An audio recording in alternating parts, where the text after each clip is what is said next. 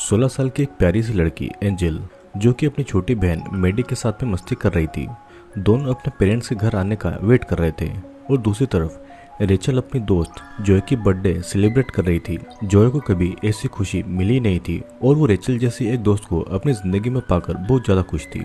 फिर वो कचरा फेंकने के लिए घर के बाहर जाती है और तब भी वहाँ पर डेकन नाम का एक आदमी आता है जो कि जॉय को ले जाने के लिए आया था, लेकिन जॉय उसके साथ में जाना नहीं चाहती थी और तब डेकन चाकू दिखाकर जॉय को ज़बरदस्ती अपने साथ में ले जाता है। रेचल घर के बाहर आती है तो उसे जॉय कहीं नहीं मिलती है और पुलिस को कॉल करके जॉय के किडनैप होने के बारे में बताती है। अब अगले दिन घर के बाहर एंजल और मेडी गाना गा रहे थे, तभी वहाँ पर मारियो नाम का एक लड़का आकर एंजल की आवाज़ की तारीफ करता है और उसी रात रेचल काम से घर वापस आती है। वो जॉय के लिए परेशान हो रही थी और अगले दिन एंजल अकेले ही स्कूल से घर वापस आ रही थी। वहीं पर मार्को उससे मिलता है और उसके साथ कुछ समय बिताने के लिए कहता है। एंजल भी मान जाती है और दोनों पार्क में जाकर बातें करने लगते हैं। मार्को उससे फ्लर्ट कर रहा था और उसे कहता है कि उसकी आवाज़ बहुत ज़्यादा अच्छी है। एंजल भी धीरे धीरे मारियो के लिए फीलिंग्स महसूस करने लगी थी और दिन बीतते जाते हैं और हर दिन स्कूल के बाद में मारियो और एंजल एक दूसरे से मिलते थे। फिर एक रात को मारियो एंजल को मैसेज करके मिलने के लिए बुलाता है और वो उसे अपनी फेवरेट प्लेस दिखाने वाला था। एंजल फिर घर पर बिना बताए मारियो के साथ में अकेले निकल जाती है। मारियो एंजल से कहता है कि उसके अंकल म्यूजिक बिजनेस चलाते हैं और वो उसकी हेल्प कर सकते हैं उसका म्यूजिक करियर बनाने के लिए। वो एंजल को कहता है कि वो हमेशा उसके साथ में रहेगा और दोनों एक दूसरे को किस करते हैं। अब एक दिन स्कूल में एंजल का म्यूजिक प्रेजेंटेशन था, लेकिन उसके पेरेंट्स काम की वजह से नहीं आ पाते हैं। एंजल इस बात से बहुत ज़्यादा दुखी थी तो मारियो को मिलने के लिए बुलाती है। मारियो वहाँ पर आकर उससे कहता है कि वो आज चाहे तो उसके अंकल से म्यूज़िक के लिए मिल सकती है और वो उसके टैलेंट को ऐसे ही बर्बाद नहीं होने देंगे। एंजल उसके साथ में जाने के लिए राजी हो जाती है और जाते समय मारियो एंजल के फ़ोन को वहीं पर फेंक देता है और एंजल को इस बारे में बिल्कुल पता नहीं था। एंजल जब मारियो के अंकल से मिलती है तो वो और कोई नहीं डेकन ही था जिसने जॉयस को किडनैप किया था। डेकन एंजल से कहता है कि वो उसकी आवाज़ सुनने के लिए काफ़ी ज़्यादा एक्साइटेड है और उनके क्लाइंट भी एंजल की सिंगिंग सुनने के लिए बहुत ज़्यादा एक्साइटेड है। डेकन एंजल को रॉब नाम के एक आदमी के पास लेकर जाता है। एंजल जब गाना गा रही थी तो रॉब उसे गलत तरीके से टच करता है और एंजल का वो रेप भी करता है। यहाँ पर हमें पता लगता है कि मारियो ने डेकन के पास में एंजल को भेज दिया था। फिर अगले दिन आयरिश नाम की एक औरत एंजल को उसका रेप किया हुआ वीडियो दिखाकर उससे ब्लैकमेल करती है कि अगर एंजल ने उनकी बात नहीं मानी तो वे लोग इस वीडियो को एंजल के पेरेंट्स को दिखा देंगे। इस तरफ एंजल के पेरेंट्स ने उसकी मिसिंग की रिपोर्ट दर्ज करवा दी थी और 2 दिनों से एंजल का कोई भी अता पता नहीं था। इधर आयरिश एंजल को एक दूसरे क्लाइंट के लिए रेडी कर रही थी और एंजल उस क्लाइंट से मदद मांगती है, लेकिन वो क्लाइंट एंजल का रेप करता है। फिर कुछ समय के बाद में एंजल जॉयस से मिलती है।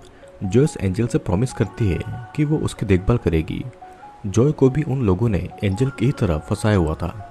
कुछ समय के बाद में डेकन उन लड़कियों के पास आकर ही कहता है कि अब यही उन लोगों की लाइफ है और जितना वे लोग काम करेगी उतना ही उनके लिए अच्छा होगा, नहीं तो वो उन सभी को बहुत ज़्यादा टॉर्चर करेगा। समय बीतता है और मारियो एंजल से मिलने आता है।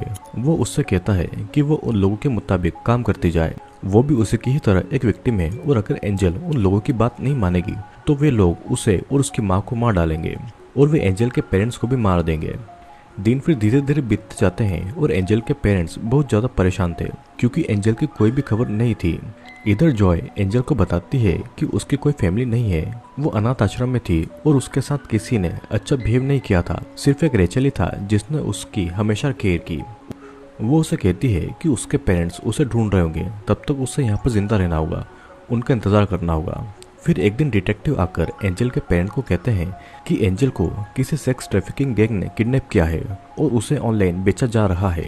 एंजल के पेरेंट्स उसकी इस हालत को सोचकर बहुत ज़्यादा डर गए थे और अब जब पता चल चुका था कि एंजल कहाँ पर फंसी हुई है तो वहाँ पर स्टिंग ऑपरेशन करके पुलिस उसे जल्दी ढूंढ लेगी।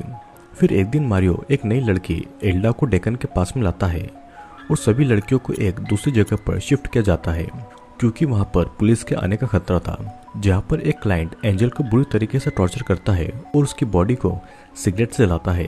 अब एक दिन पुलिस ऑफिसर क्लाइंट बनकर एंजल के पास में आता है, लेकिन वो कुछ कर पाता उससे पहले ही डेकन को इस बारे में पता चल गया था कि वो एक पुलिस वाला है और डेकन उसे मार डालता है। फिर डिटेक्टिव लड़कियों को बचा पाता उससे पहले डेकन लड़कियों को लेकर वहां से भाग जाता है और फिर डेकन लड़कियों को धमकी देता है कि अगर उन लोगों ने भागने की कोशिश की। एक दिन डेकन एंजल को इवन नाम के एक आदमी के पास में भेजता है और जॉयस एंजल को कहती है कि वो आज किसी भी तरह से भाग जाए, नहीं तो उसे किसी और देश में ले जाया जाएगा और उसे कभी कोई ढूंढ नहीं पाएगा। तभी फिर एंजल सही मौका देखकर वहां से भाग जाती है, लेकिन जॉय को डेकन पकड़ लेता है। एंजल वहां से भागकर एक प्ले हाउस में छुप जाती है और सुबह उसे वहां के ऑनर हॉस्पिटल में भेज देते हैं। डिटेक्टिव को एंजल के बारे में पता लगते ही वो उसके पेरेंट को हॉस्पिटल में बुलाते हैं, लेकिन एंजल को उसके पेरेंट्स याद ही नहीं थे कि एंजल को बहुत बड़ा सदमा लगा है और उसे स्पेशल केयर देने के बाद में ही उसके घर ले जाया जा सकता है। कुछ दिनों के बाद में एंजल अपने घर पर आती है, जहाँ पर रेचल उसे मिलने आती है। रेचल एंजल के हाथ में जॉय का ब्रेसलेट देखती है और वो उससे जॉय के बारे में पूछती है, लेकिन एंजल कोई जवाब नहीं देती है, क्योंकि इतना सब कुछ हो जाने के बाद में एंजल समझ ही नहीं पा रही थी कि वो असल में कौन है। वो कहीं पर भी एडजस्ट नहीं हो पा रही थी और अगले दिन डिटेक्टिव एंजल के घर पर आते हैं उससे कुछ सवाल पूछने के लिए। वो उन किडनैपर के बारे में एंजल से पूछते हैं कि अगर एंजल को उनके बारे में कुछ पता है तो वो उन्हें बता देगी, जिससे कि बाकी लड़कियों को भी वहाँ से बचाया जा सकता है जो कि अभी भी वहीं पर फंसी हुई है। लेकिन डर के मारे एंजल कुछ भी नहीं बता पाती है और इधर आयरिश टेंशन में थी कि कहीं एंजल पुलिस को उनके बारे में न बता दे। वो डेकन को कहती है कि वो एंजल को एक मैसेज भेजे ताकि वो चुपचाप रहे और किसी को भी कुछ नहीं बताए। एंजल फिर एक गैदरिंग में जाती है जहाँ पर उसके जैसी ही सेक्स ट्रैफिकिंग से बची हुई लड़कियां थीं। वहाँ पर वायलेट नाम की एक लड़की उससे कहती है कि उसे उन्हीं लोगों ने किडनैप किया था और वो एंजल को पुलिस में गवाही देने के लिए कहती है, लेकिन वो डर रही थी कि कहीं वो गैंग उसकी फैमिली को नुकसान नहीं पहुंचा दे। और उसी दिन डेकन वायलेट को किडनैप कर लेता है। इधर आयरिश मारियो को धमकी दे रही थी कि वो एंजल को वापस ले आए, नहीं तो उसे और उसकी माँ को मार दिया जाएगा। इस तरफ एंजल न्यूज़ में देख रही थी कि वायलेट की डेड बॉडी पुलिस वालों को मिली है। एंजल को एक अनजान मैसेज आता है जो कि उसे धमका रहा था कि अगर वो पुलिस को कुछ भी बताएगी तो उसकी बहन को मार दिया जाएगा। तभी वहाँ पर रेचल आती है एंजल से मिलने के लिए। एंजल उसे वो मैसेज दिखाती है और रेचल उसे समझाती है कि एक समय पर उसे भी सेक्स ट्रैफिकिंग में फंसाया गया था, लेकिन वहाँ से निकलकर उसने बाकी लड़कियों की मदद की। वो एंजल को प्रॉमिस करती है कि वो उसके साथ में हमेशा रहेगी। एंजल डिसाइड करती है कि वो बिना डरे पुलिस वालों को गवाही देगी। एंजल डिटेक्टिव को बताती है कि उसे वहाँ पर एक दिन में 22 से 23 बार उसका रेप किया जाता था और मना करने पर उसे बुरी तरीके से मारा जाता था और उसे टॉर्चर भी किया जाता था। अब वो चाहती है कि उन सभी को सजा मिले। वो डिटेक्टिव एंजल की फैमिली को एक सेफ प्लेस में भेज देते हैं ताकि डेकन या उसके आदमी उनको कोई भी नुकसान नहीं पहुंचाए। और वो एंजल को एक ट्रैकिंग डिवाइस देते हैं और उसे एंजल को हर समय अपने साथ में रखने को कहते हैं। यहाँ पर एक लड़की जो कि रेचल के घर पर काम करती थी, वो लड़की डेकन के साथ में मिली हुई थी और वो डेकन को एंजल का नंबर भेज देती है। रात को डेकन एंजल को मैसेज करके कहता है कि वो वापस उनके पास में आ जाए, नहीं तो वो लोग उसकी बहन को ले जाएंगे। एंजल फिर अपना ट्रैकिंग डिवाइस छोड़कर मारियो के साथ में चली जाती है और इस बारे में डिटेक्टिव को पता लगते ही वो एंजल के पेरेंट्स और रेचल को बताते हैं। रेचल को समझ में आ जाता है कि उसके घर पर काम करने वाली नोआ ने डेकन को एंजल का फ़ोन नंबर दिया है। नोआ भी मजबूर थी क्योंकि उसका बच्चा आयरिश के पास था। नोआ रेचल को डेकन का लोकेशन बता देती है और इधर आयरिश और डेकन एंजल को फोर्स करती है कि वो उनको सब कुछ बताए, लेकिन एंजल उन्हें कुछ नहीं बताती है। तब डेकन मारियो को मार डालता है और तभी वहाँ पर डिटेक्टिव आते हैं और गोली मारकर डेकन को मार डालते हैं और आयरिश को अरेस्ट कर लेते हैं। वे बाकी लड़कियों को भी वहाँ से बचा लेते हैं और रेचल को भी जॉयस मिल जाती है, लेकिन उन्हें वहाँ पर नोआ का बच्चा नहीं मिलता है क्योंकि आयरिश ने उसे बेच दिया था। एंजल के पेरेंट्स अपनी बेटी को पाकर बहुत ज़्यादा खुश थे, लेकिन एंजल उन मिसिंग लड़कियों के पेरेंट्स की तरफ देखकर ये कहती है कि अब इनका क्या होगा।